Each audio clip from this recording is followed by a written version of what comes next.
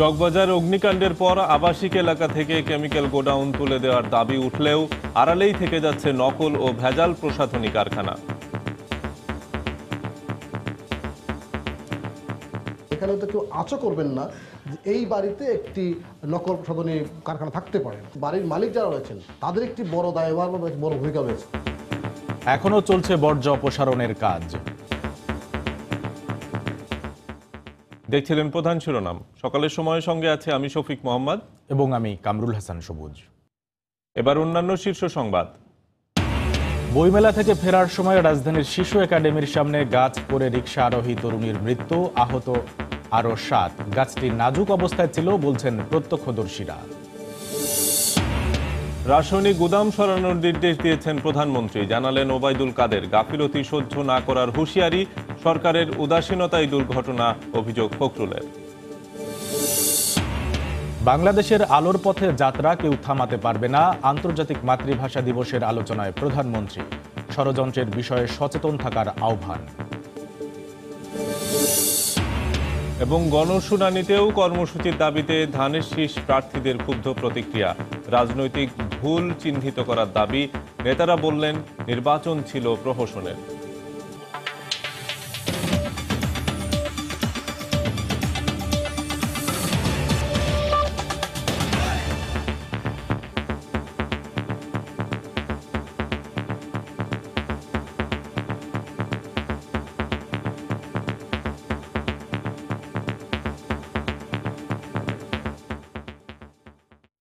চকবাজার অগ্নিকাণ্ডের পর আবাসিক এলাকা থেকে কেমিক্যাল গোডাউন তুলে দেওয়ার দাবি উঠলেও আড়ালেই থেকে যাচ্ছে নকল ও ভেজাল প্রসাধনী কারখানার বিষয়টি।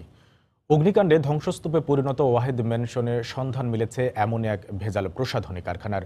ওই কারখানায় থাকা লাখ লাখ বোতল পারফিউম ও পারফিউম তৈরির কাঁচামাল আগুনের ধ্বংসযজ্ঞ বাড়িয়েছে বহুগুণ।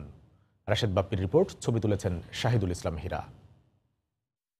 চুরিহাটা ট্র্যাজেডিতে সব থেকে ক্ষতিগ্রস্ত হয়েছে ওয়াহেদ ম্যানশনের দ্বিতীয় তলার এই অংশ, যেখানে ছড়িয়ে ছিটিয়ে আছে পারফিউম, বডি স্প্রে সহ নানা সামগ্রী। এই সামগ্রীগুলোর প্রত্যেকটিতেই কিন্তু যে লেবেল রয়েছে, লেবেলে উন্নত দেশের নাম রয়েছে। যদিও এলাকাবাসী বলছেন এর একটি সামগ্রীও বিদেশ থেকে আমদানি করা হতো না, সবগুলোই এখানে উৎপাদন হতো এবং এখান থেকেই বাজারজাত করা হতো। আর এই সামগ্রীগুলোই কিন্তু আগুনের মাত্রা বাড়িয়েছে। স্বভাবতই প্রশ্ন জাগে, স্বল্প সময়ে অধিক মুনাফা লাভের আশায় কি কাল হলো চকবাজারবাসীর?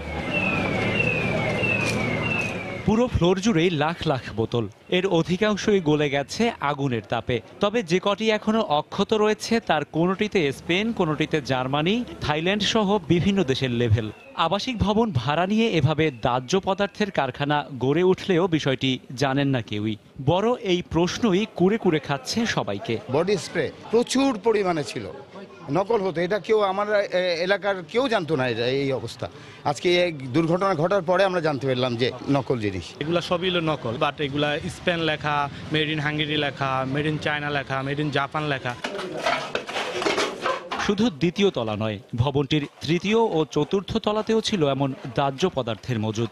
সর্বত্রই ছড়িয়ে আছে এসব সামগ্রী। এলাকাবাসীর অভিযোগ, এক শ্রেণীর অসাধু ব্যবসায়ীদের লোভের দায় মেটাতেই নিভে গেল কিছু অসহায় প্রাণ। এখানে আশেপাশে প্রত্যেকটা বাড়ির নিচতলা দেখবেন যে গরম দোকান। এভাবে অঘটন দিনের দিন ঘটতে থাকবো আর জানমান যাবে। কেউ ছেলে হারাইছে, মা হারাইছে, সন্তান হারাইছে। এটা আমাদের আবাসিক এলাকা, এখানে আমরা জনগণরা থাকি, আমাদের এখানে থাকার সুবিধা দিতে হবে। এগুলো চাওয়া দরকার যে এখানে খালি। সরকারের লোক যদি একটু সচেতন হয় আর এটা চাপ সৃষ্টি করে টাকা পয়সা তারা ঘুষ টুস না খায়, তাহলে কিন্তু এটা অতি শীঘ্রই বন্ধ করা যাবে। চকবাজারের বাইরেও পুরান ঢাকার অধিকাংশ এলাকাতেই ছড়িয়ে পড়েছে এমন অবৈধ নকল প্রসাধনীর কারখানা। এর পেছনে বাড়িওয়ালাদের বেশি ভাড়া পাওয়ার লোভ যেমন রয়েছে, তেমনি রয়েছে অসাধু ব্যবসায়ীদের রাতারাতি বড়লোক হওয়ার মানসিকতা। ঘনবসতিপূর্ণ একটি এলাকা, যেখানে তো কেউ আশা করবেন না যে এই বাড়িতে একটি নকল প্রসাধনী কারখানা থাকতে পারে, এমন একটি জায়গা তারা বেছে নিয়েছেন। এক্ষেত্রে বাড়ির মালিক যারা রয়েছেন তাদের একটি বড় দায়ভার বা বড় ভূমিকা রয়েছে। কারণ তারা যদি এই আবাসিক বাড়ির নিচে আবাসিক বাড়িতে কোনো ধরনের গোডাউন ভাড়া না দেন, তাহলে কিন্তু এই ধরনের ঘটনা কিন্তু ঘটে না। শোক থেকেই শিক্ষা নিয়ে ফের ঘুরে দাঁড়াক পুরান ঢাকাবাসী। বন্ধ হোক আবাসিক এলাকায় ঝুঁকিপূর্ণ বাণিজ্যিক প্রতিষ্ঠান গড়ার প্রতিযোগিতা। রাশেদ বাপ্পি, সময় সংবাদ, ঢাকা। রাজধানীর চকবাজারের চুরিহাট্টায় পুড়ে যাওয়া ওয়াহিদ ম্যানশনের বেসমেন্টে শত শত কন্টেইনার ও বস্তায় বেআইনিভাবে এখনও মজুদ আছে রাসায়নিক। আগুন বেসমেন্ট পর্যন্ত পৌঁছলে বিস্ফোরণের মাত্রা হতো অকল্পনীয়। বিস্তারিত জানাচ্ছেন ওমর ফারুক। শিল্প মন্ত্রণালয়ের পক্ষ থেকে বলা হয়েছে ওয়াহিদ ম্যানশনে কোনো কেমিক্যালের গোডাউন ছিল না, কিন্তু এখন আমরা যেই জায়গাটিতে আছি সেটি ওয়াহিদ ম্যানশনের বেসমেন্ট। এবং আপনারা যা দেখছেন এই যে ড্রাম এবং এর পাশাপাশি এই পুরো বেসমেন্ট জুড়ে বিভিন্ন ড্রাম, বিভিন্ন কন্টেইনার এবং বিভিন্ন প্যাকেটে রঙের নানা ধরনের যে কেমিক্যাল, পাউডার এবং লিকুইড কেমিক্যালে ভরপুর পুরো বেসমেন্ট। আমরা ফায়ার ব্রিগেডের সাথেও কথা বলেছি, তারা আমাদেরকে বলছেন যদি চুরিহাট্টার চৌরাস্তার সামনে যেই আগুন লেগেছে সেই আগুন বেসমেন্ট থেকে উপরের তলাগুলোকে পুড়িয়েছে, যদি সেই আগুন এই বেসমেন্টে আসতো তাহলে আগুনের ভয়াবহতা, নির্মমতা কোন জায়গায় যে যেত তা তারা কল্পনাও করতে পারেন না। বিল্ডিং তো এভাবেই ঝুঁকিপূর্ণ, উপরের কারণেই ঝুঁকিপূর্ণ, নিচে হলে আরো বেশি ঝুঁকিপূর্ণ হয়ে যেত আর কি। এই শত শত বস্তা, কন্টেইনার এবং প্যাকেটের ভেতরে কি রয়েছে তার কিছু আলামত আমরা ফ্লোরে দেখতে পাচ্ছি। এই যে পড়ে আছে সেগুলো দেখাই যাচ্ছে, এগুলো হচ্ছে রঙের পাউডার। এবং ফায়ার ব্রিগেড বলছে এগুলি পাউডার হলেও এগুলি অবশ্যই রাসায়নিক যে দ্রব্য, উচ্চ দাহ্য ক্ষমতা সম্পন্ন রাসায়নিক দ্রব্য। এর পাশাপাশি এই বেসমেন্টের আরেকটি জায়গা, যেই জায়গাটিতে আমরা দেখতে পাচ্ছি যে ফ্লোরে পানি পড়ে আছে, এবং সেই পানিতেও আমরা দেখতে পাচ্ছি যে এখানে সবুজ যে রং, সেই রং এখানে ভাসছে। ফায়ার সার্ভিস বলছে এগুলো হচ্ছে কেমিক্যাল এবং সেগুলো হচ্ছে উচ্চ রকমের দাহ্য ক্ষমতা সম্পন্ন। বিভিন্ন রকমের কেমিক্যালস আছে, সব কেমিক্যালস সাথে হয়তো আমরা অনেক পরিচিতও না, তবে এখানে আমরা যেগুলো দেখতেছি এগুলো ম্যাক্সিমাম হলো ডাইং এবং প্রিন্টিং, রং বা এই জাতীয় কেমিক্যালই।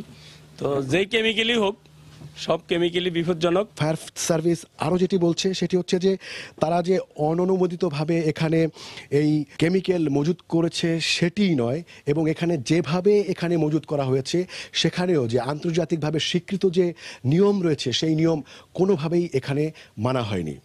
ওমর ফারুক, সময় সংবাদ, ঢাকা। সকালের সময়ে আরও থাকছে। কুমিল্লায় একটি হাসপাতালে আগুনে দগ্ধ এক, তাড়াহুড়ো করে নামতে গিয়ে আহত 10। নারায়ণগঞ্জে মন্দিরে আগুন, আতঙ্কে হুড়োহুড়িতে 12 জন আহত।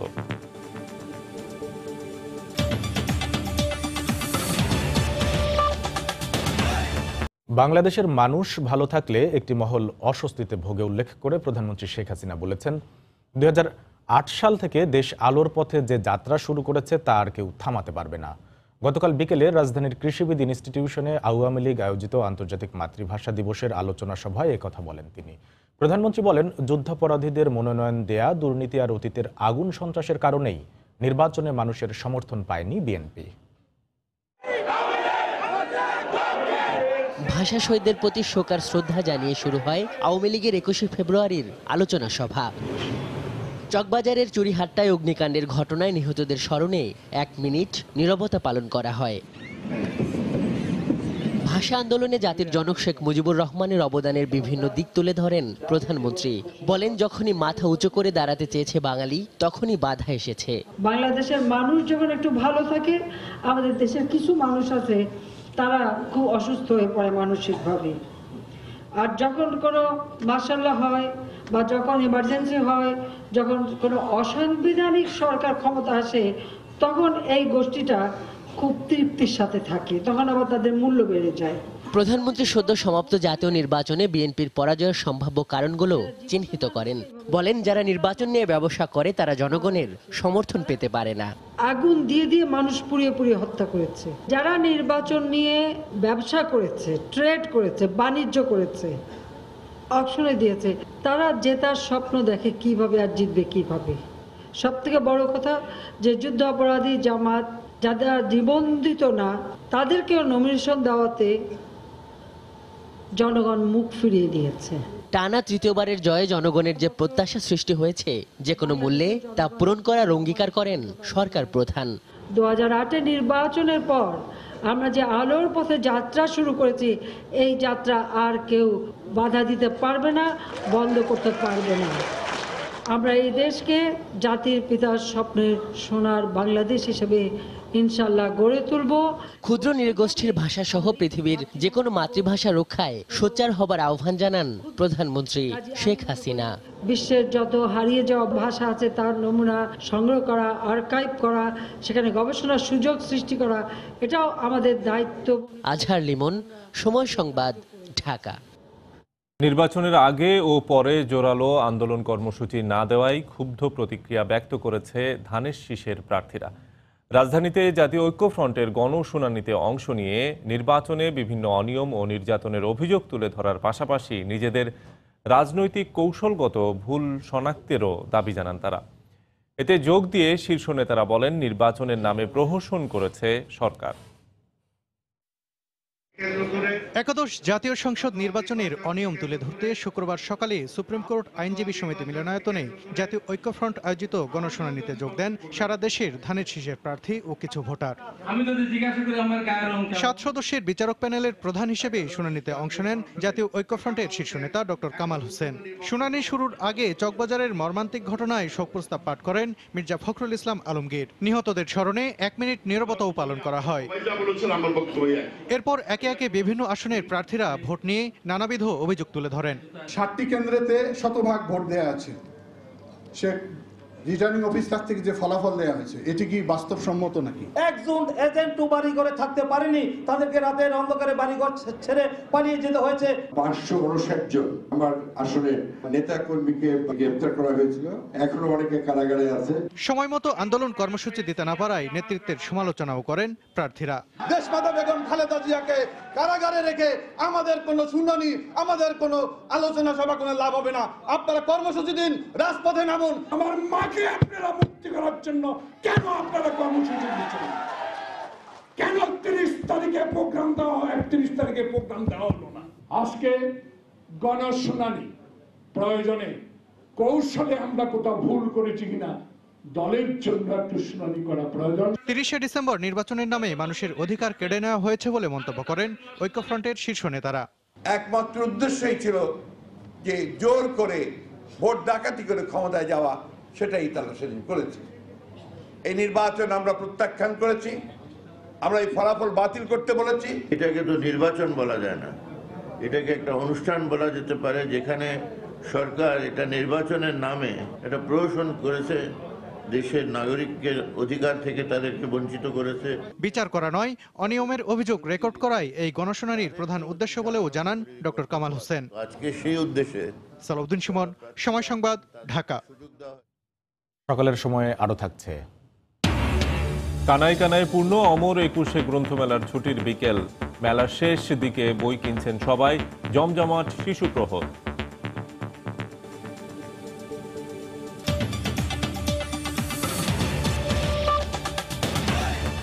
পুরান ঢাকা থেকে যত দ্রুত সম্ভব রাসায়নিকের গুদাম প্রধানমন্ত্রী সরিয়ে নেওয়ার নির্দেশ দিয়েছেন বলে জানিয়েছেন আওয়ামী লীগ সাধারণ সম্পাদক ওবায়দুল কাদের। এ বিষয়ে কোনো গাফিলতি সহ্য করা হবে না বলেও হুঁশিয়ারি করেন তিনি। গতকাল সকালে ঢাকা মেডিকেল কলেজ হাসপাতালের বার্ন ইউনিটে চকবাজারে আগুনে দগ্ধদের দেখতে যান ওবায়দুল কাদের। যত দ্রুত সম্ভব কেমিক্যালের গোডাউনগুলো সরিয়ে নেওয়ার জন্য এই ব্যাপারে পদক্ষেপ নিতে মাননীয় প্রধানমন্ত্রী নির্দেশ দিয়েছে এবং সিটি মেয়র এ ব্যাপারে পদক্ষেপ নিতে শুরু করেছে। অনতিবিলম্বে কেমিক্যালের গোডাউনগুলো সরিয়ে নিতে হবে, এখানে রাখা যাবে না। এ ব্যাপারে কোনো প্রকার গাফিলতি আরো বড় ক্ষতি ডেকে আনবে। চকবাজারের মতো দুর্ঘটনা রোধে সরকারের তরফ থেকে ব্যবস্থা না নেয়ায় চরম দায়িত্বহীনতা বলে মন্তব্য করেছেন বিএনপি মহাসচিব মির্জা ফখরুল ইসলাম আলমগীর। গতকাল সন্ধ্যায় ঢাকা মেডিকেল কলেজ হাসপাতালে চকবাজারে অগ্নিদগ্ধদের দেখতে গিয়ে মির্জা ফখরুল এ অভিযোগ করেন। এই ধরনের দুর্ঘটনাগুলো ঘটছে প্রায়। দুর্ভাগ্যজনকভাবে এগুলো ঘটার পরেও সরকারের তরফ থেকে যে ব্যবস্থাগুলো নেওয়া দরকার, এগুলোকে আপনার এড়িয়ে যাওয়ার জন্য, অ্যাভয়েড করার জন্য, সেগুলো কিন্তু নেওয়া হয়নি। সরকারের মন্ত্রীরা অনেকে কথা বলছেন সবাই, কিন্তু তারা ঠিক যে কাজগুলো করা দরকার সেই কাজগুলো করছেন না। এবং একটা জিনিস আমরা লক্ষ্য করছি যে দায়িত্বহীনতা, এবং এটা এত বেড়ে গেছে কারণ হচ্ছে যে আপনার অ্যাকাউন্টেবিলিটি নাই, কোথাও কোনো জবাবদিহিতা নেই। তো ওই একটার পর একটা এই ধরনের গণতন্ত্রহীনতা সেই অবস্থাটাকে আরও করে আপনার অ্যাকিউট করে তুলছে। বিয়ের মাত্র 2 দিন আগে হবু স্বামীর সামনেই গাছ চাপায় প্রাণ গেল মিতু ঘোষের। শুক্রবার রাতে অমর একুশে গ্রন্থমেলা থেকে ফেরার সময় রাজধানীর শিশু একাডেমির সামনে এ দুর্ঘটনা ঘটে। এতে মিতুর হবু স্বামী সহ আহত হয়েছেন আরও 7 জন। আহতদের ঢাকা মেডিকেল কলেজ হাসপাতালে ভর্তি করা হয়েছে। মিতু ঘোষ মাত্র 15 দিন আগে আংটি বদল হয়েছে, আর 2 দিন পর 25 ফেব্রুয়ারি ছিল বিয়ের দিন।